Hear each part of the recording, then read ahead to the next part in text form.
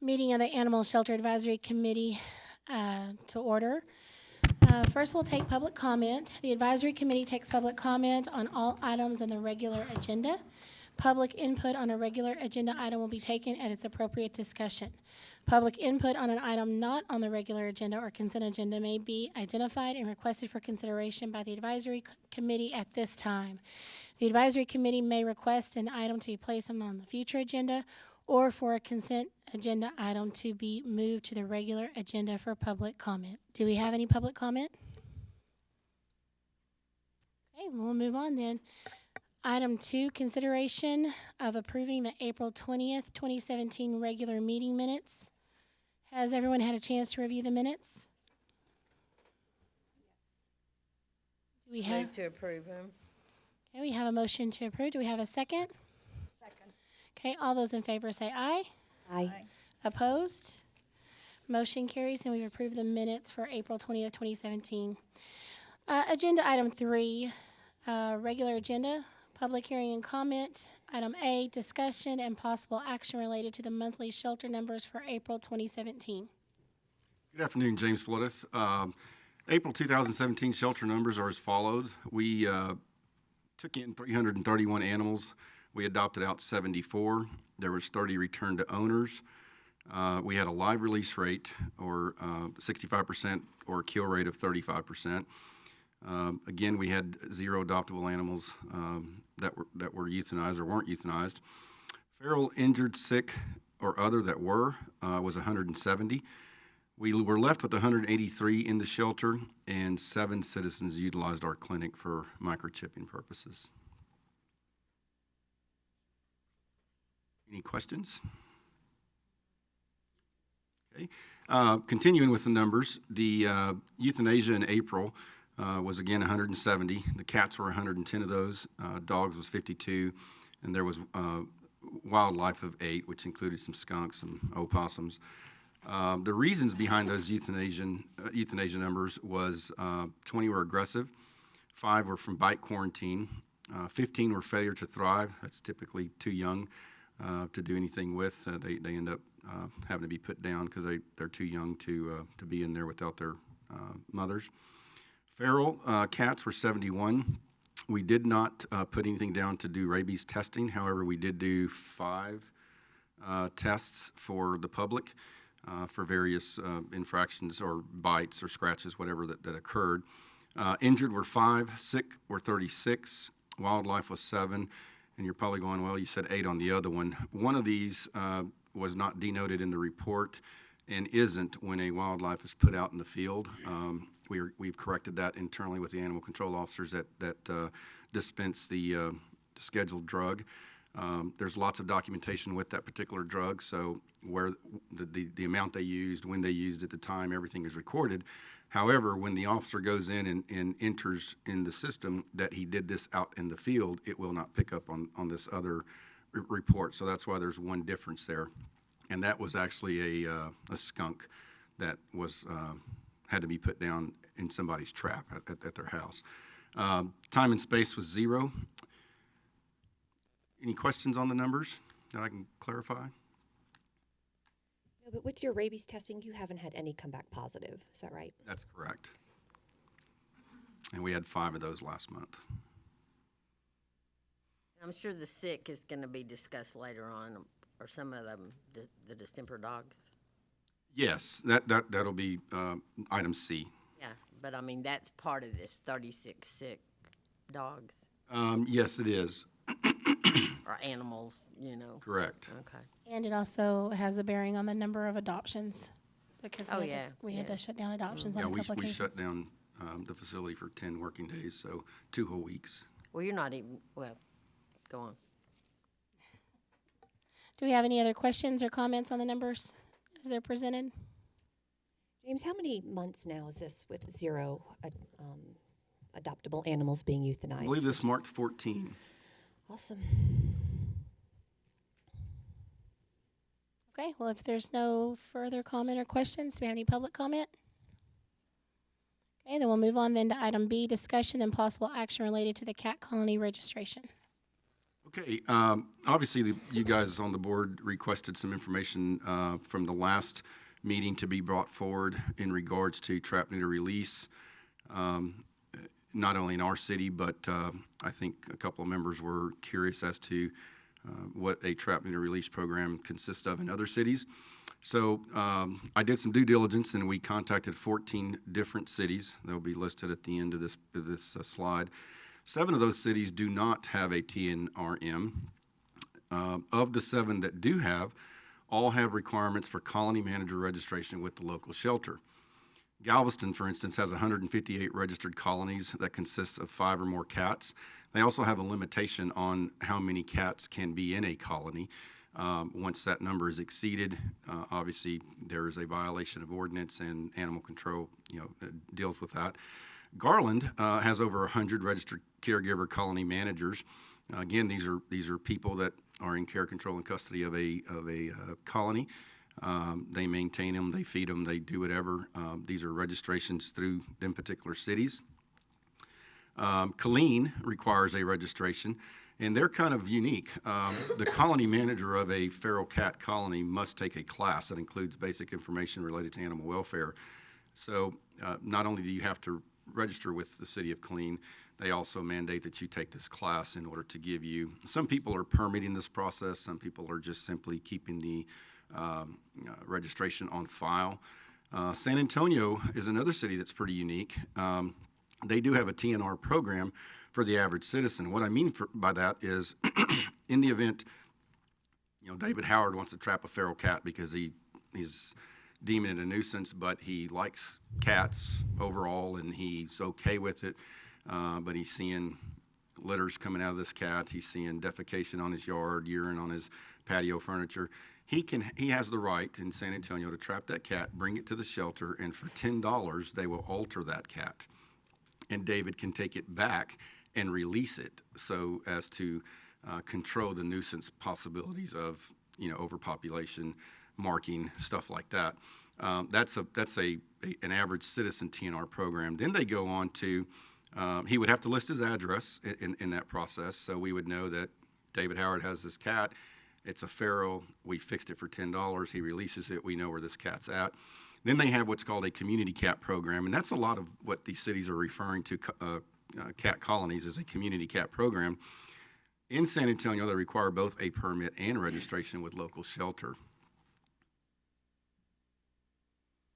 And I think the biggest thing that we wanted to kind of let you know is our feelings on the registration and the permitting.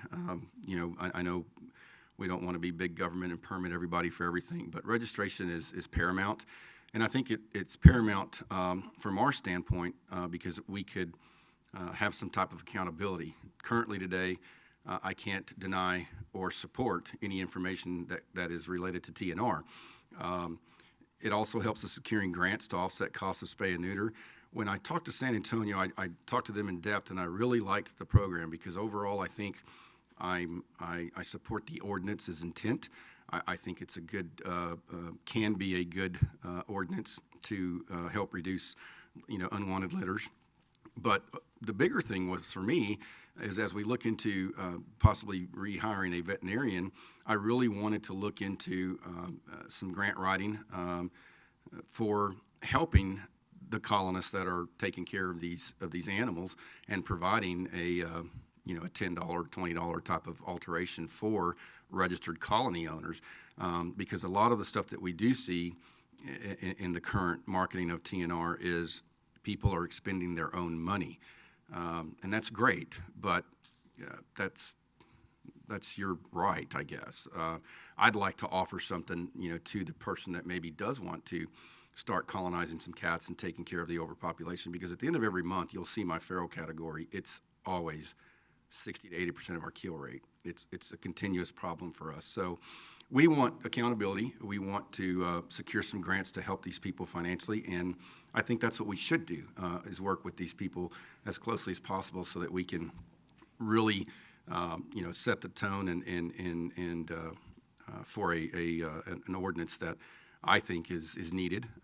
Again, I believe in the ordinance. I just think that we would we need some help in knowing where these colonies are at. And of course, it helps with being able to direct citizens who are negatively affected by offending cats that are in a colony. Day after day after day, staff receives phone calls about offending feral cats. We, for lack of better terminology, we look like idiots on the phone because we don't really know what to tell these people. We don't know who's in that particular area, who's housing this animal. When we explain the ordinance, we get some very negative backlash, because we don't know what we're talking about, because we sound and look like we don't know what we're talking about, because we don't know.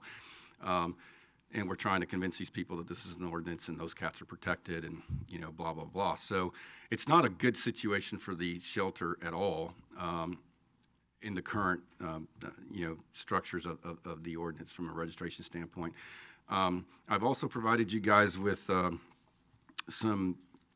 ordinance, our local ordinance, some definitions that we have in our city of TNR.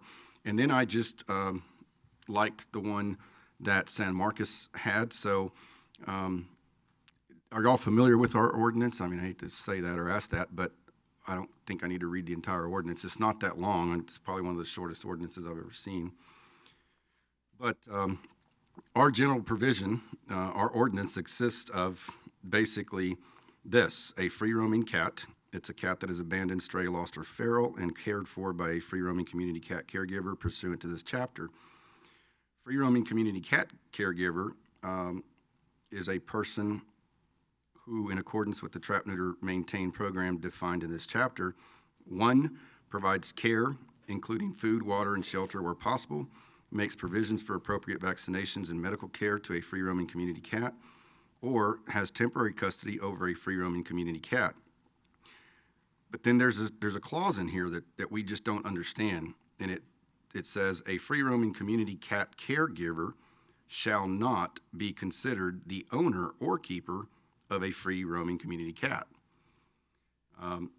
That's our definition standpoint. The ordinance, you have that in front of you. Again, I don't think we need to read it, but I'm a little worried about that last portion. Then who do we hold accountable for that? Which number? It's the one that says Article 3.01 General Provisions. Yeah, I'm under that. Okay, it's the Right here. second to the last sentence there. Okay. No, It starts with okay. a free-roaming community cat caregiver shall not be considered the owner or keeper of a free-roaming community cat. You see that? So I do have a question for clarification. I'm looking at, this is free roaming, I'm looking at the bottom of the page, free roaming community cat colony, any number of cats that congregate more or less together as a group and are managed by a free roaming community cat caregiver. And then a free roaming community cat giver shall not be considered the owner or keeper of the free roaming community cat. Free roaming community cat caregiver is defined by a person who, in accordance with the Trap, Neuter, Return maintenance program defined in this chapter. So we don't really have a number of animals that would be considered. We don't define what a colony is. So I guess that leaves room for some confusion there, because if I own 4, 5, 7 cats and they roam and they're fixed and they're feeding them, then I might not be considered their owner but their caregiver. We don't know. We're not we would differentiating pets from the right. from the ferals or the community cats. So That's kind of the question we have. So we're kind of at a loss with that. Because if you go in further into the definitions, I mean, harbor or hoarding, it's the act of keeping or caring for an animal. There's just a lot of room to look ignorant, I guess. I'm sorry to say it that way, but that's what I feel like when I'm discussing this to people, because I'm not, we're not in the loop of TNR as a shelter, never have been since the inception of the ordinance. And we are simply wanting to support that ordinance with accountability and with educational aspects that, on top of looking into, it's a bad year this year from a sales tax standpoint, but if there was a way to help with this problem, I think that's what we should be doing. And I would like to entertain that idea to be able to do that. But you have to start with knowing where they're at, who these people are. The current point of contact phone number for us has been no good for over a month. So, you know, we haven't the ability to even today reach out to somebody. We do. We ultimately will contact the sponsoring organization, which is Critter Shack. But our point of contact for this ordinance, the number that we have, which used to be good, is not good anymore. So, you know, we might be possibly euthanizing that feral cat due to not knowing who to get a hold of or where it belongs. Because I do stress that people do cage these, they do trap them, and they take them elsewhere and then call us. And, you know, we could possibly be putting a cat in the wrong colony because we don't know where these are. But I say that lightly because I think one of the perceptions of registration is, you know, the public will know where they're at. We know where they're at. We just don't know if this cat belongs to that colony. Everybody's seen them. Y'all know where these colonies are at. There's hundreds of cats in some of these colonies, so it's not like you can hide that from the street. It's almost impossible. So, you know, I feel like that's a risk, I guess, and we got to weigh the risk versus the rewards. I think the rewards of the original intent of the ordinance is more rewarding than possibly somebody, David Howard, having to arrest for animal cruelty. I think it's there. It's a legitimate concern, but I also am not naive enough to know that or think that these things aren't known. Lots of people know where they're at. We just want to know, does this cat belong to that colony? And the registration process would help us with that. And we want to support it. We want to be able to tout the successes, if there is some, and we want to be able to defend, you know, any of the outcry that may come out of this. And right now we're just completely out of the loop without a registration process. The San Marcos ordinance, it's very, it's a tough one. That's the one that says Feral Cat Management Code of Ordinances, San Marcos, Texas. On the very top, y'all's probably has a black or gray highlighted area through it. They have, you know, various stringent requirements. They have registration, they have ear tipping, tattooing, and microchipping is required. A managed feral cat colony means a group of feral cats living together and having strong blood ties in which all cats have been sterilized and vaccinated and are provided daily food and shelter by a feral cat giver. Registered feral cat colony means registered at the San Marcos Animal Services and meeting all requirements of this chapter. They go on to define an owner. An owner means any person, partnership, corporation, association, or legal entity that harbors, shelters, keeps, controls, manages, possesses, or as a whole or part interest in any animal. And it goes on to describe, you know, they really vetted their ordinance pretty well, I think, in my opinion. And ours is just kind of lacking some clarification, I think. And so, If we do any changes, do we have to go to, it goes to city council? right, We, you know, suggest and then it goes. right. I mean, all I'm doing is providing y'all the information that you guys requested.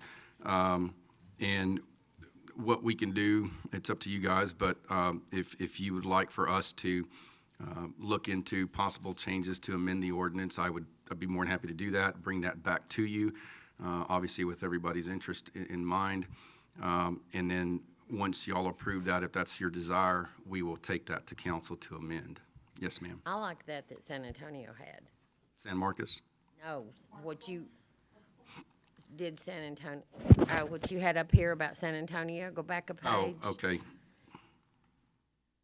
You know, that they offer it, you know, somebody has to bring them in, you know, that can do it, or it can be a community cat, but I think we should limit, you know, the number that can be in it, and I think they have to tell us. I think there was a Who's lot of taking common care of denominators each with one? this. Yes. Even if it's just y'all, even if the public doesn't know, somebody has to know how to do it. Right. Well, and we definitely want to be a proactive part of this, you know. We don't want to, again, I support the ordinance. I think the communities that have it and are very good with it are because people have come together to, you know, work this problem out, because it is a problem. I mean, look at the numbers. What do you do if you pick up a cat that's in this area where a colony is? Since you kind of know where they are, you just don't know who has them. Well, Do typically you speaking, have to find out who has it, or do you go ahead and euthanize it? no, I mean, that's in the ordinance. We must reach out to find out, and Yeah, I know. and that's what I'm saying. That's the information. We have one point of contact, and we've been successful at it. I mean, I'm not. Sometimes there's a 72-hour delay, 24-hour delay, and that ties up a cage that could otherwise be used for an animal that's going to be processed and housed there. But you know, that's not really our complaint. Our complaint is today, or not complaint, but our issue is we just don't know anything about this program. So when people call us, we don't know where they're at. We don't know how many you got. Some common denominators that all the other cities had, and you know, please keep in mind, 14 cities were surveyed. 7 do not have a program whatsoever, and all the 7 that the other 7 that do require registration. But they went a little further. The common denominator that the majority of these 7 cities had was their desire and need to know not only where the colonies were at, who's responsible for them. I mean, ours specifically says a free roaming community cat caregiver shall not be considered the owner. So who do we deal with when it comes to that particular colony? Even if we had the registration, if Jenny Wilson has a colony, I can't. Technically, I guess she wouldn't be considered the owner, so I don't know who I would deal with in that capacity, but at least we could start with that. But one of the biggest things that they all had in place together was the simple fact that they had a definition of what a colony is, and it was all about numbers. 5 to 25, 2 to 18, or you know, whatever the numbers were. I found that was a common denominator in everybody that had some type of program, along with the 7 that had it. And what I did to get these 14 cities was I reached out to finance because I know we do sister city comparisons with pay, with benchmarks, with all kinds of stuff. There's 9 that we really compare ourselves to, but I know from being in the shelter business that Galveston, which is not technically a sister city comparison, has a successful TNR program. I know that San Antonio has one, and again, that's not a sister city comparison. So technically 9 is what the city normally goes against. It's Wichita Falls, Odessa, Midland, Temple, Tyler, Waco, and some others. But I went further on because I knew that 2 of these cities that I would be contacting did have a program in place. And the common denominator was A, registration, and B, a definite defined definition of what a colony is. And it was all number-based. So it can't just be you saying this is my colony. It was, well, that's fine, but you can't have more than 18. You got 27. You're going to have to do something with these other, 8 or 9 that's out of whack. Yes, ma'am. On the colonies, places that they're feeding them, like out at Regency Home, there's a guy comes out, water, buckets of food and stuff, and when you've seen something like that, he does it daily, can you approach those people if you find them and see, are these yours? Are they in a colony? Because they're not ear-notched. Well, yeah, I mean, obviously, as a public servant, I think we can approach anybody if it's just a simple a question. But if there is some type of violation, we are hindered in moving forward with trying to correct that issue because I could tell you if you're me and I'm him, I could simply say, yeah, I'm feeding and watering them. What do you care? I don't know if that's what they would say, but when they say that, there's really nothing I can do because it specifically says a free roaming community cat caregiver shall not be considered the owner or keeper of the animal. So you could pick the cat up. I could. The problem with the feral cat is once it's been caged, it's almost impossible to cage it again. They're smarter than dogs in that capacity. Mm-hmm. You can trap a dog numerous times, but a cat, it's about one and done. But if we had this $10 program like San Antonio, that guy even is not an owner of the cat could bring them in and do them for $10. Well, further in our ordinance, the ordinance does explain or detail that if you feed or water a cat for 72 hours, the municipality can associate you as the owner, but not in this particular ordinance. So there's some conflicting stuff that I'd need to get with Teresa on and have her review it and if you guys recommend going forward with it. I recommend that you go ahead and do some research and draw something up and present to us to get us more up to date.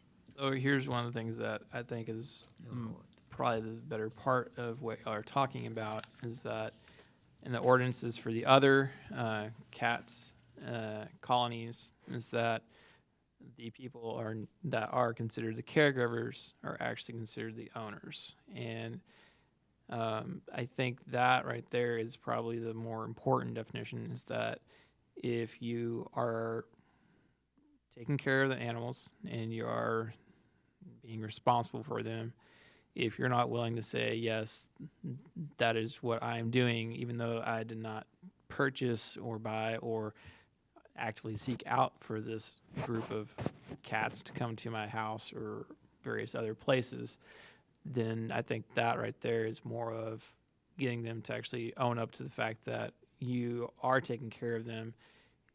If you're not able to take care of them, then you need to seek assistance. And if you don't, there's no way of knowing that, then you don't have any way to track that down or give them assistance. The other thing that I find more importantly is if a person is just feeding and watering them, but that's just all they do, just because they look cute and cuddly and they like watching, 10 or 15 cats run around, which is fine. I mean, I kind of think it's kind of cool too. But if you're not willing to at least get their rabies vaccine to prevent rabies spread, or at least try and attempt to catch. I mean, there are some feral cats. I mean, I have people that come to my clinic and they say, I've been trying to catch this stupid calico for years and she won't go in because she's the smartest one of the group.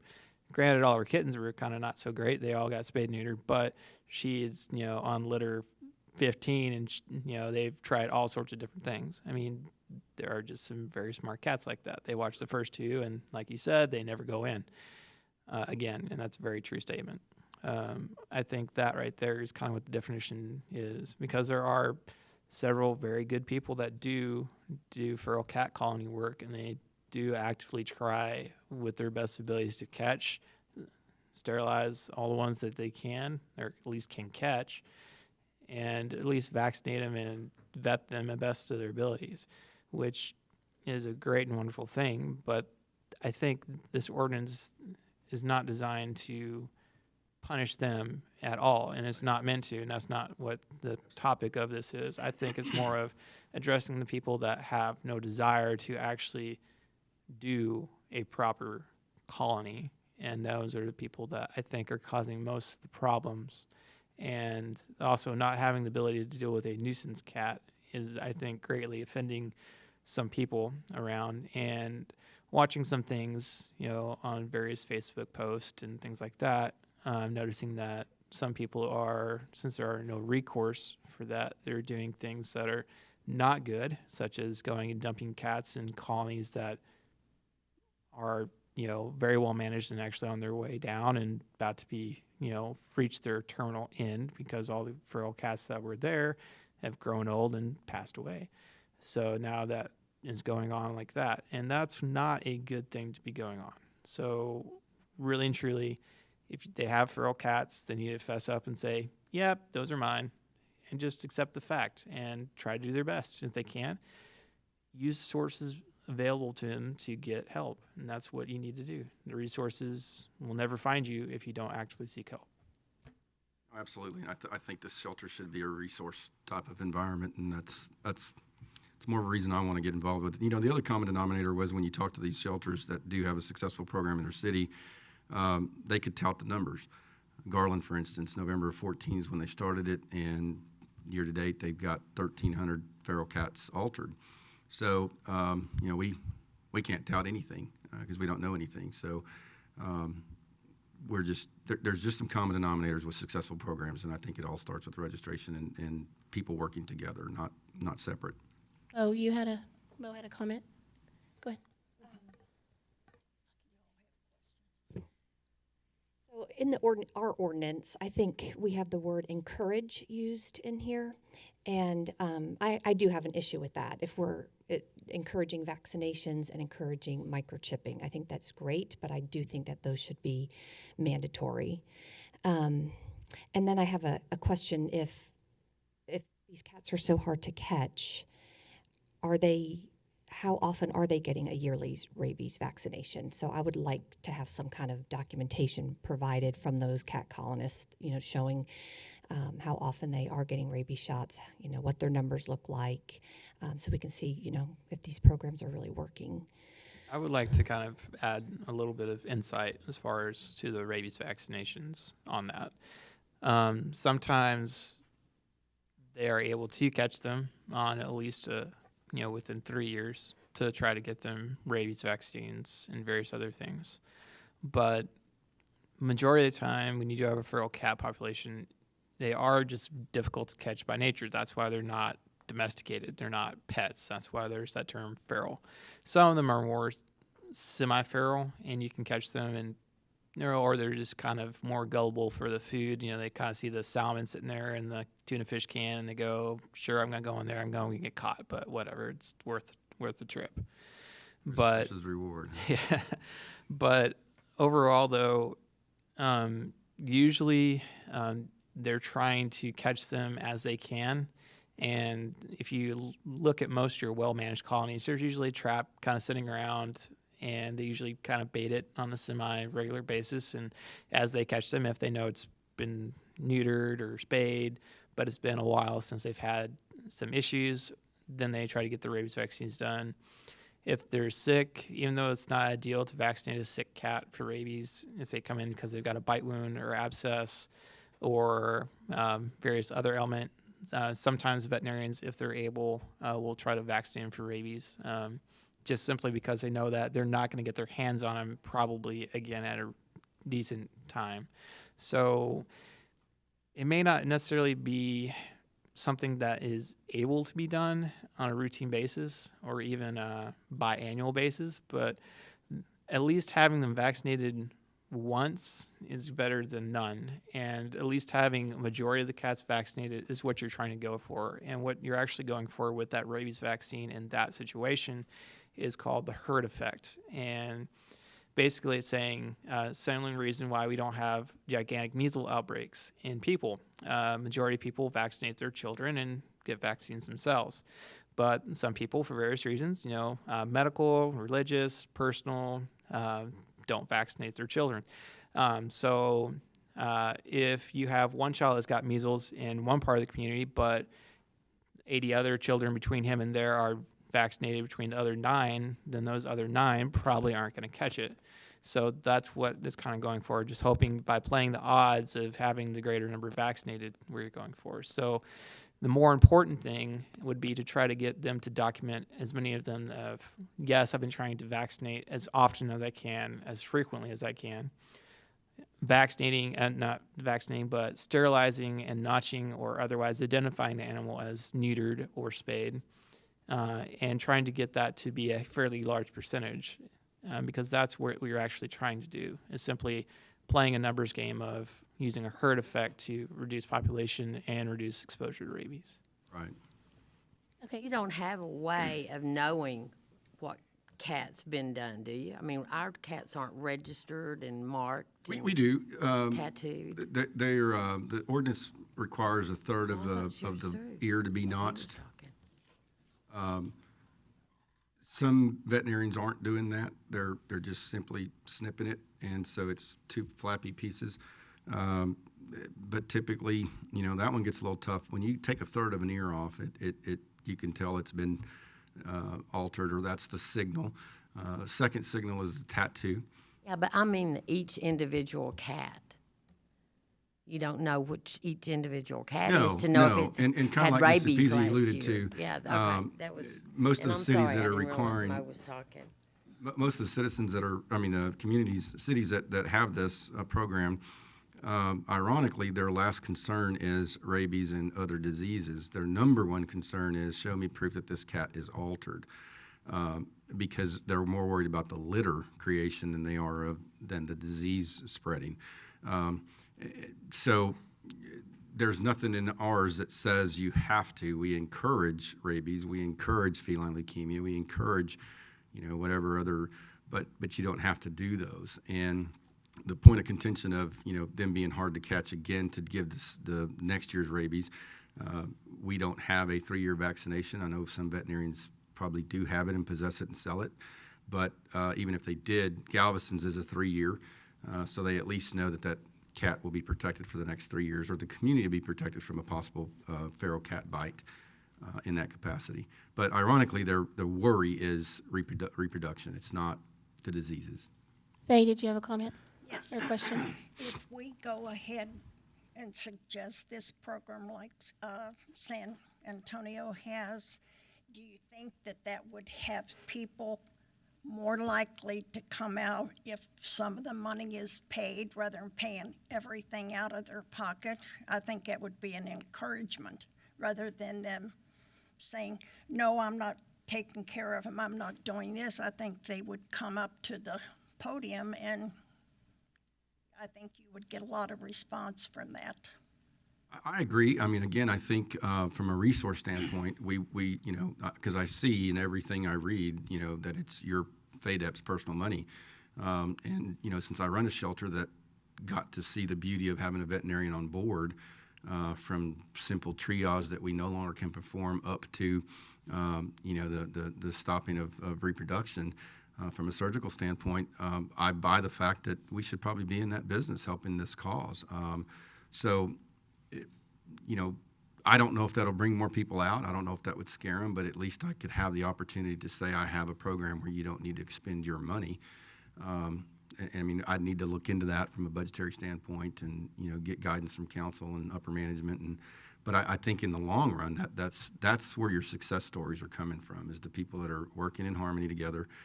There is resources available, and everybody is in the loop. And right now, the biggest component missing from this current ordinance is your local shelter. It's not in the loop of anything.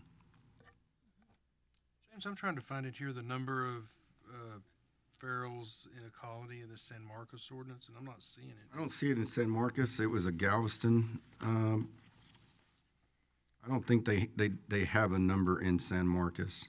Galveston was 5 to 18. If we were to go forward and council implemented something like this, would y'all try to set a number? I mean, some people, you said there's some people have 18 or 20 cats in a colony, some have 4. Would y'all try to find a number in between? Because when you implement something like this, and suddenly people will take their 5 cats in and register them, but then they're going to have 11 they're not going to tell you about because, they don't want you to know about them. Well, again, I think, to make it as convenient for the do-gooder that does want to take care of the feral community, I don't want to hinder them by a number, but that's a distinguishing point to hold someone accountable for in the city of Galveston. And, accountability, I think, is good. Every day we're held accountable at the shelter, and probably don't surpass many people's perceptions sometimes, but we are held accountable, and we're just asking to have some type of liberty to do the same, and to further promote the program. I mean, when we don't know what we're talking about, we look and act like idiots. But I don't think a number. It'd be your decision. I mean, if you guys think that 20 is the number, then I'll take that and run with it. But Galveston, it was a real unique conversation. I talked to that guy for about an hour and a half. He was there at the beginning of the program. He's still there. And he has issues. He says, out of the 158, my officers are responding to violations because someone calls and complains that this thing is growing, and they show up and there is 25 more cats than supposed to be or something. So to be in Galveston and have 158 registered colonies, that's not a big city. That's a very, And what made you select San Marcos, their ordinance, over the other 14 you looked at? What was it that was significant about this choice? I think time was the biggest thing. San Marcos and I happened to be on the phone a week and a half ago over distemper, which we'll get into at the next topic. And I'm very fond of Cara Montiel out there. She was one of the first girls I met at a convention when I first took over. They have a really good program in San Marcos. We all shelters fend the same type of heat, fend the same type of negativity. I mean, it's all the same. So I reached out to her for her ordinance, and she sent me the link, and that's the one that I printed. But I think before we, I think it'd be in my best interest for you guys to submit y'all more ordinances from other cities. Yeah. And I can do that. I agree. It'd be very helpful to have 7 to look at, and then actually have those 7 for until the next meeting to actually, get an idea to formulate our own opinions, and then be able to make a better suggestion. Absolutely. And I do think, as far as the numbers go, I think that having a minimum number would be useful, because then that would help at least give a quantity. But then also having a maximum number based on suggestions from other outside cities would be helpful, because at a certain point, I do think that over a certain population of cats in one area might be a problem, simply based on if you have too many congregated, and that could be more of, when you have an animal, it urinates and defecates, and if you have too many in one spot, it causes issues on that part. So Those I are think number that 1 and might 2 be complaints right there.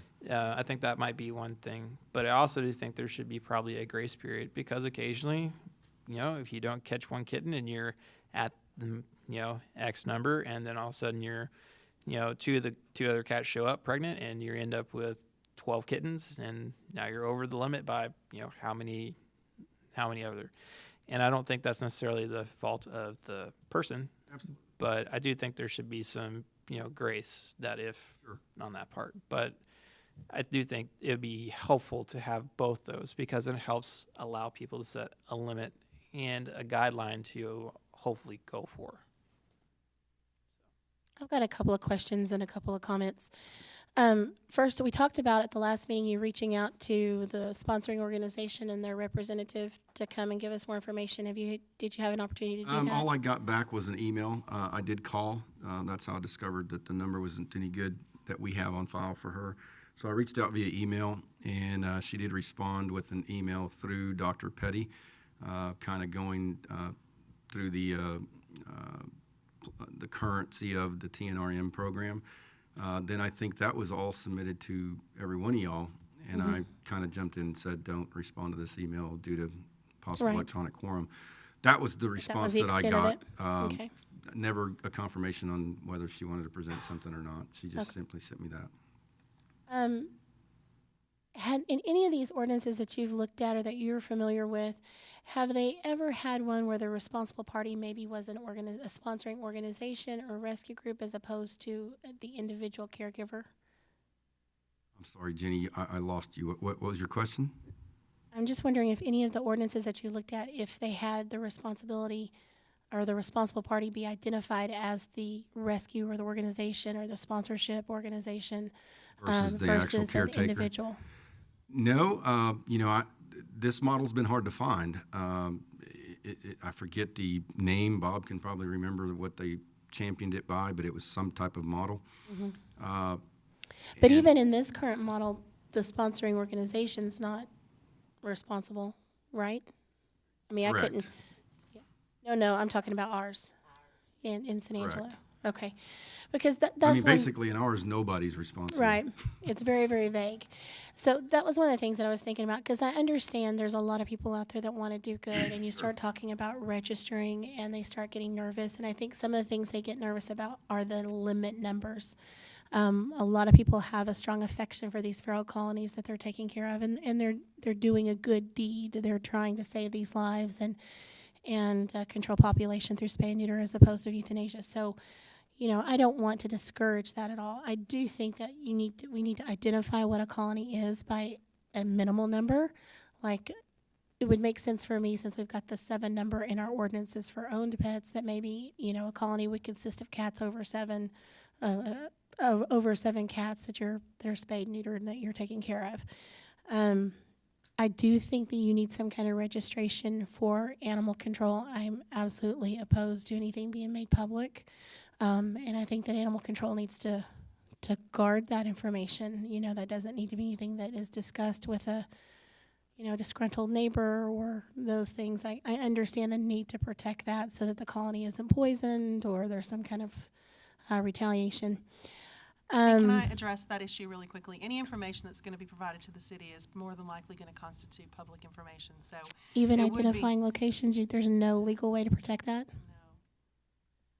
And so, I mean, I understand the need to have that kind of information, but you're going to have to receive information that could possibly be disclosed upon request.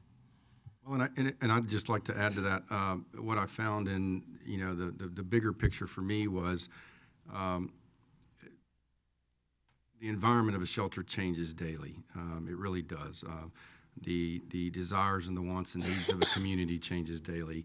In policing, it's the same way. You guys weren't at 168 officers, 10 years ago or whatever, and needs change. But the beauty of having this person registered is, and through many of the ordinances that I read, the shelter had a point of contact to resolve that citizen's nuisance or issue.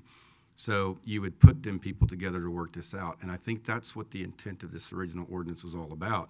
I don't want to manage feral colonies. I don't have enough staff to do what I do today, yet alone add another entity to the shelter. I can, and we will let something else suffer if that's the desire of the board and council and upper management. But the real intent of this registration process is when we the public official get the phone call, we can reach out to somebody so that they can contact Mosi Peasy because she's got this cat problem going on all of a sudden at her house. May not be a colony affiliated cat, but it's someone that knows cats very well, knows characteristics, knows traits. I agree with you. They all get to looking alike, so I don't know how you tell one gray tabby from another, unless you have it microchipped or something. But that was what I gathered out of all that. I understand protecting information, and believe me, we do. Both my departments, reach 1,500 complaints a month from citizens, and that information, we protect as well as possible.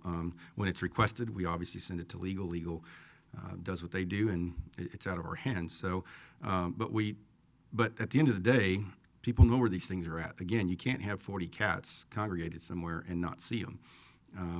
People are calling us because of where they're at. You guys have mentioned a site of where they're at. So if something does happen to that colony, that's even more of a reason to know who in the heck to pick up the phone and contact. Or maybe we get involved from an animal cruelty standpoint. We forward that over to PD. That is not a citable offense. That's an arrestable offense. And we haven't heard of anybody in the community thus far, even though we know there's 37 supposedly colonies in this town, of anything happening other than the one at Glenmore Park, which was supposedly caused by dogs, not humans. So I think it's just paramount. I mean, it really puts people in a it almost forces you to work together for whatever it's worth. So, Teresa, so if I have a colony and I have a neighbor 2 blocks down that's getting, the animals are using their flower bed as a litter box, and that neighbor is repeatedly called animal control and they don't feel like they're getting any kind of closure on the situation, they can then file a public information request and get my address then as the caregiver if we were to register colonies? I don't, right off the top of my head, I don't know of any exception from disclosure that would give you that kind of confidentiality. Okay. Anything that you wouldn't want to be disclosed, we just wouldn't include in any information that we asked for that was provided to us. Well, I think that's definitely something that we need to, I think that's because what I hate to see is spin the wheels to change the ordinance and it'd be something that people are not going to, you're going to be in the same boat, they're not going to participate in. I think the vet by far is your first priority, because having that vet and being able to offer some kind of services to the people that are handling the colonies, I think is going to get you well on the right path as far as bringing people together. Because right now, I think our climate is government is bad, more government is bad. So I think we need to look at how we're going to protect the identification of those colonists, because they are people who love cats and love taking care of these feral colonies. I hope I'm not speaking out of turn, but by far and large, I think they are a little bit fearful of animal control, and I think they're fearful of their neighbors because cats are just not that popular here in West Texas, especially the ferals. So I think that we're going to run into an issue, and I definitely think you need to have established a number to identify what is a colony. But at this point in time, putting a limit on it, I mean, what if you've got someone who's trying to do the right thing and they've got 20 cats in their colony, and they're all spayed, neutered, and vaccinated, and then we pass something that says, okay, 6 months from now you're only allowed to have 18. Then are they put in a position where they have to get rid of their feral cats? And getting rid of a feral cat only means one thing: we're not dealing with an adoptable population that you can rehome. So these are just all things I think we need to look at, and I'm thinking that this is so big that maybe this might be something we look at a workshop for. I also think that I really would like the people who have been working on this to have an opportunity, if they're presented with the opportunity, to come forward and say what they think will work and won't work, as opposed to us just throwing something together and making a recommendation to council that's not going to fulfill what we want it to do. Yes, ma'am. I'm kind of curious. Say there is a 20. You can have 20, but you've got 30. How are you going to separate that? These are roaming animals. If you can't trap them, how do you get rid of 10 extra cats or something? To me, that blows my mind. It's like, okay, 10 of you go away, get in another colony. I think that would be quite a job to enforce that. Absolutely, it would, and I think that's where, when these cities did come up with TNR, they really vetted the process. I don't know of anybody that started it and then all of a sudden comes back and says, you can't have 20, you got to have 18, or whatever the number is. And I think that's where we kind of missed the boat, and all I'm doing is informing you of the hindrances that not vetting this ordinance accordingly, is taxing. Be like grandfathering. If you say 20, how can you go back and now say it's 15 or And you it's could. 18? I mean, ordinances are written to where, in 2002, when this was passed, if you were at this stage, you're not in violation. 2017. I mean, there's that opportunity. I mean, that's a great recommendation, I think, if you were going to put a maximum on there, because the ones that I've been watching, they're growing. They're not getting smaller. The colonies that I know of where they're at, they're getting bigger. And so I would think if you're going to put a maximum, you'd have to have some type of stipulation that you that are registered, with 37 are going to be okay because we're fixing to pass something with 20. Anybody coming up from now needs to stop at 20 or whatever the number is. How do you stop it? Well, That's what I'm saying. you have a defined owner of this colony, because the ordinance does define ownership of an animal. It's very simple. If you feed it, water it for 72 hours, you're the owner, or you're who we deal with from an owner standpoint. So that starts there, starts the wheels of justice for, the offended property owner or the offended citizen. You have a point of contact, and you uphold them to the ordinance like you do anybody else on the ordinance. I mean, it's their responsibility. They were in care, control, and custody of this colony. It's grown out of the number of the maximum the city allows. It still goes back.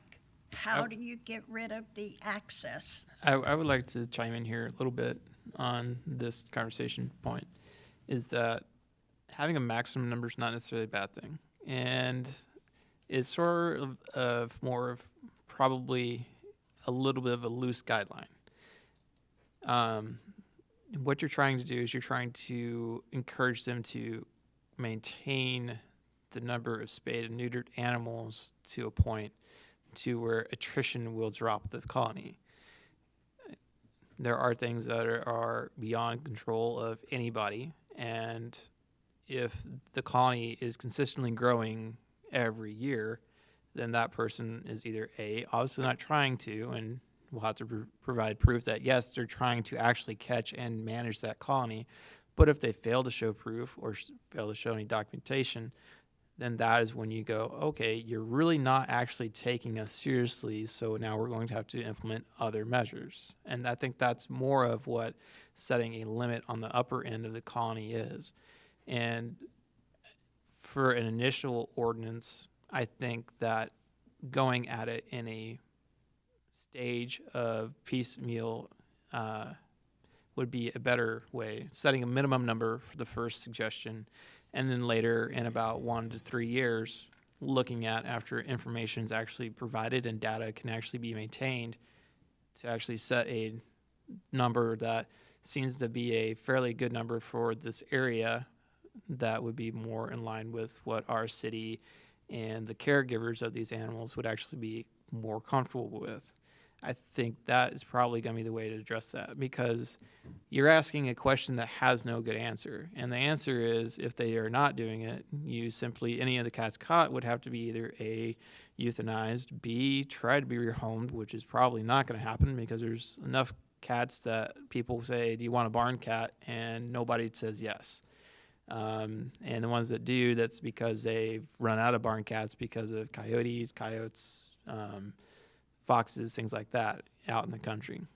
So you don't really have a lot of good answers for that. So I think instead of focusing on what to do with that part, let's focus on actually the problem of registration, trapping and neutering, vaccinating, and then going from there. And then later on, after data is actually available, to make an informed decision instead of just guessing and saying, well, 20, 30, 40, 50, 60.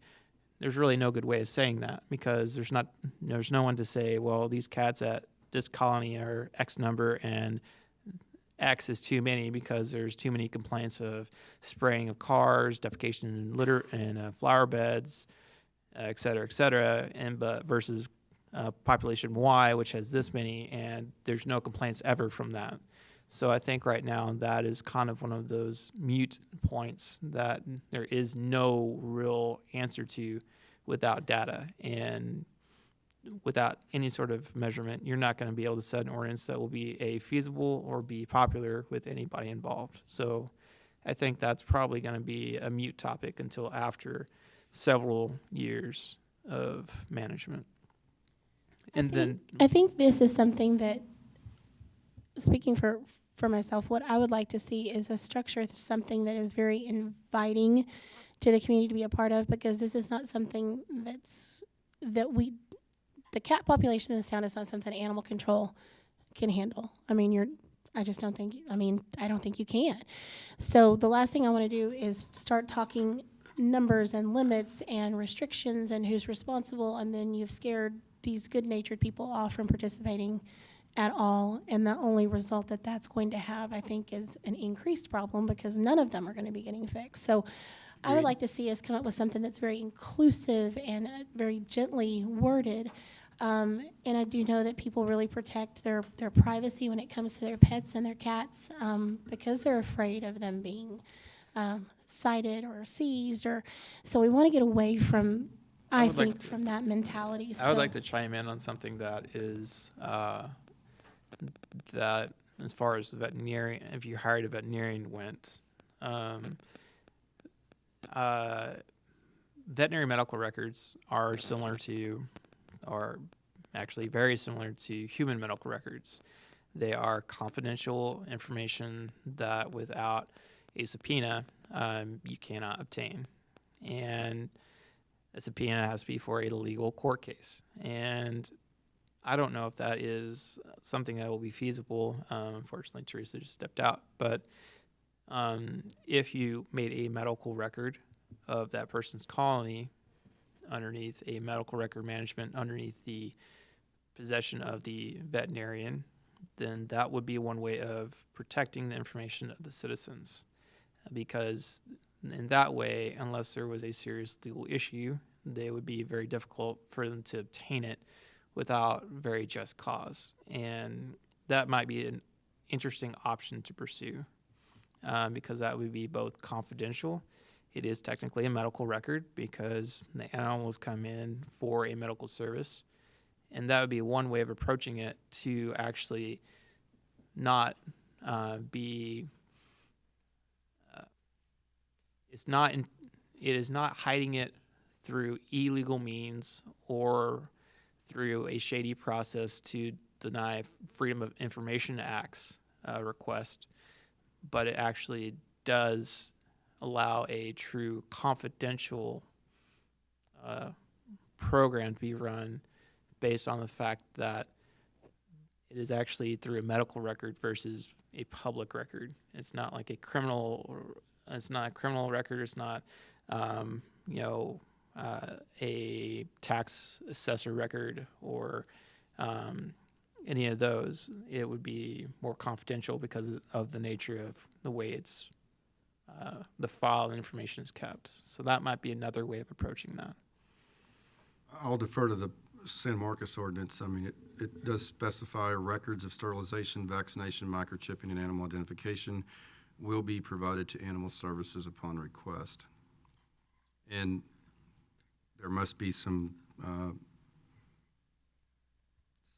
okay through the legal system of that, because we require that of citizens today. You have Okay. to show me medical records We're for approaching, vaccination. it's after 1, so I would like to make the suggestion that maybe we all get together in a workshop format to look at this. And in the meantime, James, if you could get us maybe several different ordinances, like David had suggested, for us to kind of look at ahead of time so that when we come in, we're actually ready to discuss the things we like and don't like. And if we could have Teresa there so that we can address issues as to what needs to be made available to you and what not. Does that seem agreeable to everyone?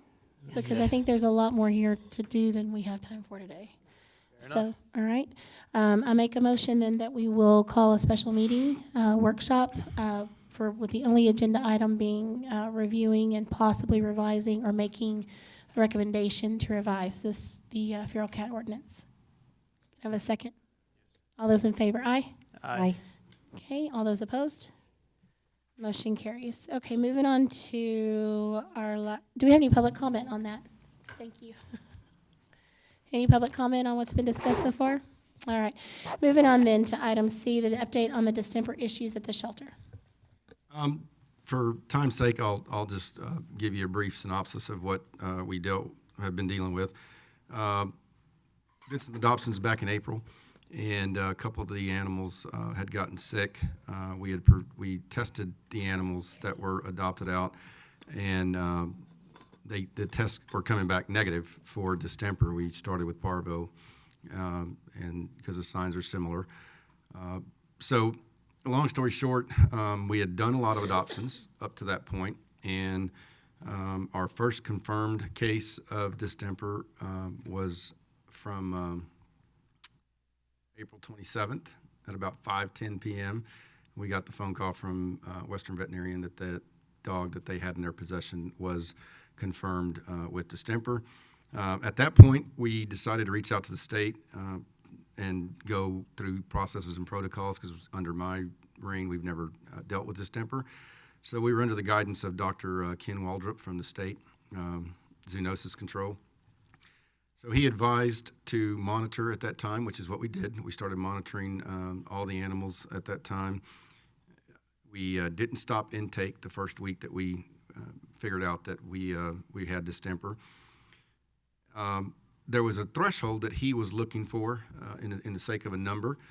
You know, at the time, we looked at the numbers, and just for numbers' sake, whether it's fiscal or whether it's annual, we looked at a year's worth of adoptions, and there was very few deaths. Most of them were either parvo or upper respiratory. Very, very few. Out of the 1,800 that we'd adopted previously, you know, there was probably 10 in there that had died.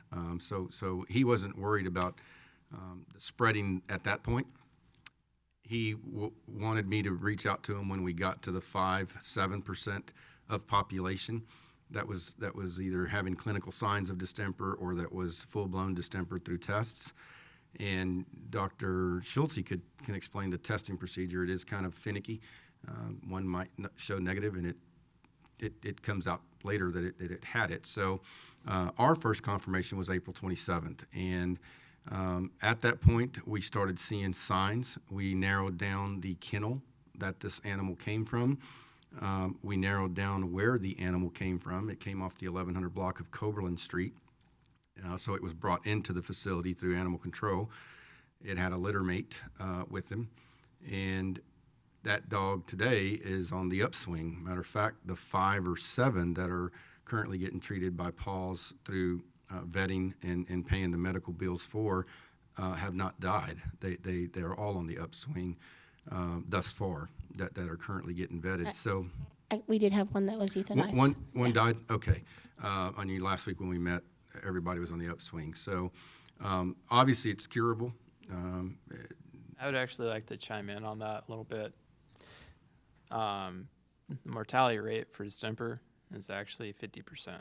Yeah, So while the mortality rate for parvo when treated is around about 20 to 5%.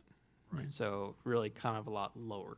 So what I would like to really emphasize here is that while it is treatable, there are a lot of dogs that will either die or have lifelong problems. correct. And that is why distemper outbreaks are handled so heavily in the sense of how they're managed. And if in a shelter situation, if they're showing signs, most of the time, if its funding is limited, then you have a depopulation. And simply because there is such a high death rate Right, and complications. right. So I do want to say, while it is treatable, it is highly recommended that you do not want to experience it. Sure. No, it's a horrible disease. I mean, what we saw, come through there was just is remarkable. We'd never seen something like that. We see our occasional parvos, we see upper respiratory, we see kennel cough, but distemper is horrid. So we got to the threshold that I got concerned about. We basically didn't look at the adoption numbers as an annual. We looked at intake from January to now. And when we got closer to that 5-7% of the population that had come through there showing signs, we reached out a second time to him. His recommendation was, do what you need to do as far as shutting down, do whatever you need to do. But he said the only way to prevent ever dealing with distemper is to quit dealing with canines. Well, that's not going to happen. So I reached out to communities that had distemper in their community. One not too far from us is New Braunfels, Texas. And it was horrid. They depopulated about 80% of the animals in their capacity. But one thing they did do is they took everything outside. Everything was gathered from inside the shelter, and makeshift shelter was created outside. And they evaluated for almost 45 days in that environment while they disinfected the shelter. They also stopped intake. There was no sense in us taking in animals when we know we have a disease in the shelter that we had not contained yet. We were just going to be spreading the majority of it. We decided as a group to not euthanize and not depopulate, which is what we did.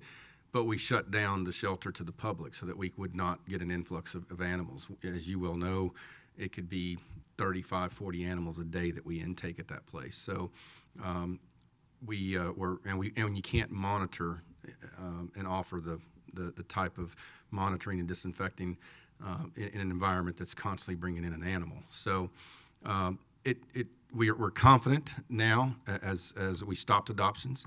Obviously, as the numbers show, they were dwindled, and rightfully so.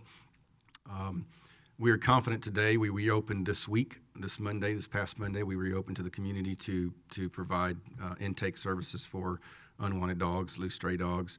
And we decided to expend a little bit of money. It was about $1,500 that we had to buy a second round of vaccinations for. And we re-administered the distemper vaccination to every animal in our possession under the age of 2. Those seem to be the most susceptible, the older and the younger. When we had whatever was left over, we went through the rest of it, and I think we almost got 100% re-inoculated, with the exception of some of the older guys that are in there, been there. They got their distemper shot back in January, and they're still in our facility or something like that. We almost did an entire 100% population coverage with the second inoculation. We wanted to wait a week to let that inoculation begin prior to opening back up for adoptions. And next Monday, we open up back with Paul's adopting out animals to the public. So right now, we have about 180 dogs, 52 cats in our possession, and the signs have dwindled. I think the most recent casualty or euthanization of signs was Monday. It was a dog that we had been monitoring. He was progressively getting worse, so we decided to humanely euthanize him. But it was 3, 4, 5 a day that we were seeing there in that time frame that we were working with the state. So overall, I think there was between 60 to 80 animals that we did need to humanely euthanize due to signs. Not confirmed cases of distemper, but signs that were progressively getting worse. So I think we're confident in reopening. We've changed some protocols on how we're gonna do things. We already started that. If you've been to my facility, row 5, both rows have, or all my rows have 2 kennels. They face each other. And the intent of the original design of the shelter was one row full, one row empty, one row full, one row empty, and it makes sense. You put a dirty kennel dog into a clean kennel so you can clean the dirty one and you go into the next row. We stay at max capacity, so we don't have that luxury, but we did realize that the cities that we talked to that had this, they do stop intaking when they reach maximum capacity. That could be a Tuesday morning, that could be a Wednesday afternoon. They put the sign up, sorry, we can no longer take animals today. We learned that, and we learned that even though we have an open environment shelter, the best bet to contain the disease in that environment is to make sure that these dogs that we do not know the medical history or the medical background on, and we have to hold them for a certain amount of time legally, and in some of those cases you can't inoculate certain things due to that hold because it's not your dog. We wanted to contain them in 3 areas. We've sacrificed some rooms through Paul's. They had a room that they were using and utilized. They decided to give it up. I gave up a wildlife room so that these dogs could be housed in one particular location and not have the ability to touch another dog. And then row 5. When row 5 fills up on a daily basis, just be cognizant of the fact that we will post a sign that we're full. We can no longer take intakes today. We do process within 24 hours. We're confident that we'll create space every day, but I think it only makes sense when you're at max capacity. When you go into this facility, there's a max capacity, and if you exceed that, Ross Coleman comes and shuts your event down, or SAPD shuts your event. I don't know who does that, but there's max capacities everywhere, and we really realized how important it was to do something like that. So little changes, but we're pretty confident. Paul's actually has counseling going on for staff. It was an ugly disease. It was very tiring. It was very debilitating to the animal. It was horrid to see an animal go through that. So staff took it hard. We needed to shut down. We needed to disinfect, and I think we learned a lot from this. And there's probably going to be more because we know it's out in the community. Anybody have any questions, comments? You do not vaccinate an animal when it comes in. Yes, ma'am, we do. That's what I thought. You got to hold it, but all animals at intake are vaccinated, and we do parvo, DHP, distemper. Bordetella. I will tell you that I talked to one of the testing labs, and she was really surprised at kind of how seriously we were taking this and all the efforts that the St. Angelo shelter was going to. And she was very surprised to find out that we hadn't had distemper in our shelter, and she really attributed to the idea that they vaccinated intake. And apparently those vaccinations become effective in those animals at various times, depending on how their health is when they come in, how old they are, and all that stuff. But she says that for them not to have seen this, because it's all over Houston, it's all over Midland, it's all over Odessa, and they see spikes every spring. So I want to commend you guys for doing that, because it's actually very proactive step that has probably saved a lot of lives and saved us from having to experience this in our shelter. And I really want to commend how everybody handled it. It's been very difficult. There's been a lot of criticism of what we could have done better, what your staff could have done better. And I think it was good to see everybody come together and work for the benefit of the animals. So I just want to commend you for that. I want to just kind of step in here just 1 second and say that the vaccines take about 10 days, 10 to 14 days on average to kick in to full effect. And vaccinating intake is definitely one of the key things. But what happens with this, and the reason why, even despite what y'all are doing, which is exactly what you should be doing, and you're 100% on what you're doing on that, it's very excellent to have vaccinated at intake, is that what happens is that 7 to 10 day window is when bad things happen. Right. And there wasn't any fault by any of the shelter staff. And it's just an unfortunate event that it happened. And it was nothing to do with the quality of the shelter. It has nothing to do with the management of the shelter. It has nothing to do with any of the employees. But that's just an unfortunate deal. And that's truly what happened. And I'd be glad to answer anybody that begs to differ, because that's really true. And I was really saddened to see some of the attacks made, just in general. So I really do want to say that to the community at large. Well, and I appreciate that, and I think some of those attacks have kind of slightened, but there were still some this morning. But the private sector veterinarians, these are dogs that did not ever enter the shelter, were at an astronomical number when we called out and reached out to them. I mean, there was one particular vet that had seen 20 cases thus far, and these are private citizens' dogs, not shelter dogs. So there was a big misconception about, distemper in the shelter, and oh my God. But it made Robert and I a little bit stronger in the fact that, we do have to be on point at all times. Inevitably, people do they do cross-contaminate from not even knowing it. They forgot to do the foot bath. They forgot to sanitize their hand, and it's so busy sometimes. We're more alert, I guess. It kind of picked us back up to focus on, hey, we got to do these simple, basic steps, because it is an open facility. I do not have a separator from health and sickness. I wished I did. Every one of these other facilities has a separator to put the I don't knows in before they bring them out to the general population. We don't.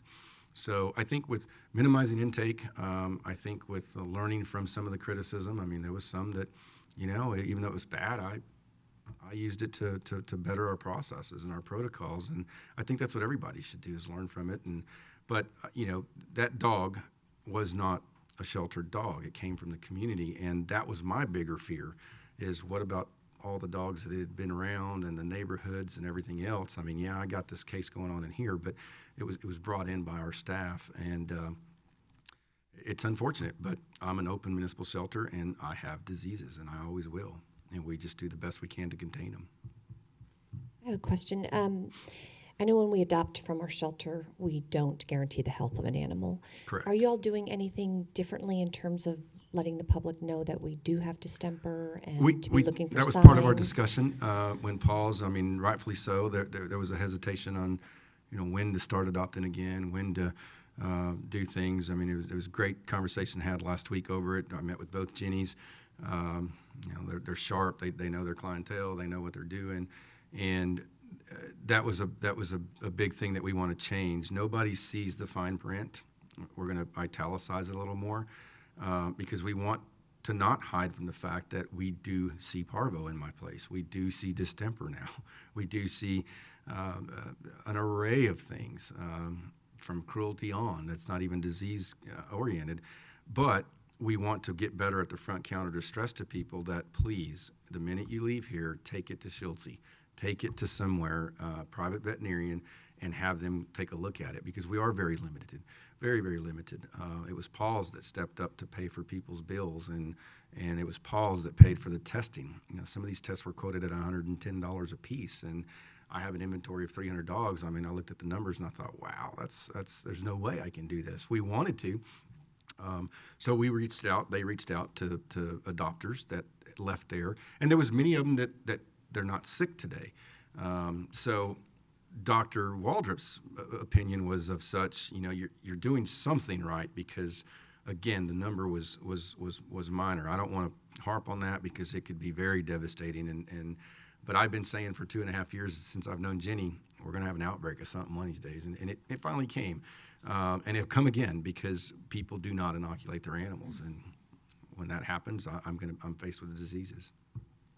Well, I do think, as we work together, and I think as a committee, we should be involved in an education and awareness campaign now that we know, because I think one of the big things that it's important to know is this stuff travels. It goes from it comes into the community from another community. It goes into someone's yard from another yard. And one of the things that I discovered is when you first buy a house, you don't get a puppy the first year you're at a new house. And so that's something that I had never really thought of, and we're gonna make sure that we make that known to people that are looking to adopt, because there's stuff that's in the soil.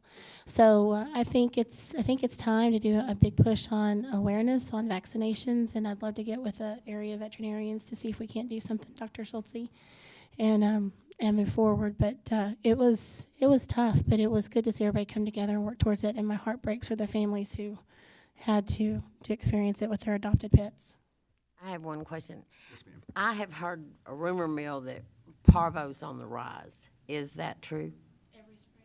Yeah, I mean, it's But Whenever more you have puppy so- season, whenever puppies are coming out, that's usually when you're gonna have a rise in it, and it's not necessarily a good expectation to have. It's just something that it happens, and it's just numbers and areas that have had them. And some of the times that you'll see it is if a person's had a dog with parvo in their home, and then less than a month later they bring a no puppy home with no vaccines or not the full set of vaccines, then that's usually when you see that again.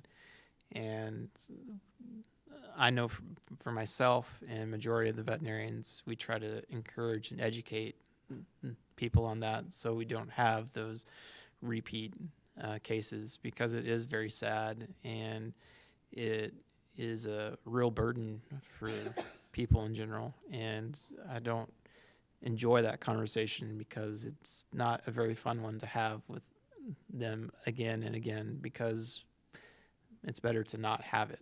It's better just to come in, have the puppy vaccines. It's a lot more fun to do that, play around with the puppy, get licked in the face, than having to be putting IV catheters in and poking it for the next 5 days. So, Do we have any other comment or questions?